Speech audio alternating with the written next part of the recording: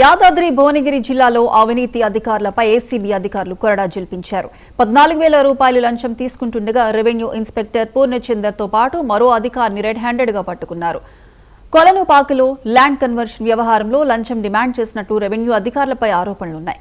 ఇద్దరు అధికారులను అదుపులోకి తీసుకున్న ఏసీబీ విచారణ జరుపుతోంది. గ్రామ శివారులో మాకు 8 ఎకరాలన్నర భూమి ఉన్నది. ఆ భూమి గతంలో మా నాన్న అక్కకు నాకు గిఫ్ట్ డీడీ ద్వారా అక్కకు 2 ఎకరాలు నాకు 4 ఎకరాలన్నర రిజిస్ట్రేషన్ చేసిన తర్వాత అప్పుల ఇబ్బందుల వల్ల మా నాన్న నన్ను చూస్తలేరు మా పిల్లలు అని చెప్పి ఇక్కడ నేను చేసిన గిఫ్ట్ డీడీ రిజిస్ట్రేషన్ క్యాన్సిల్ చేసి మళ్ళీ నాకే వేయాలని ఒక పిటిషన్ ఇచ్చిపోయినారు.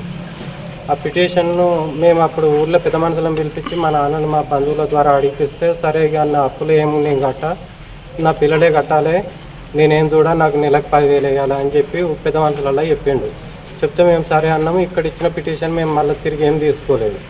ఆ పిటిషన్ ఇప్పుడు మా అమ్మ మీద ఉన్నది, మా అక్కకి ఎక్కిద్దాము, మేము ఒక 2 ఎకరాలు అమ్ముదామని చూస్తే వీళ్ళు మీ నాన్న పిటిషన్ ఇచ్చిపోయిండు, ఇది చేయనీకి కుదరదు అని చెప్పి ఎంఆర్ఓ గారు చెప్పారు.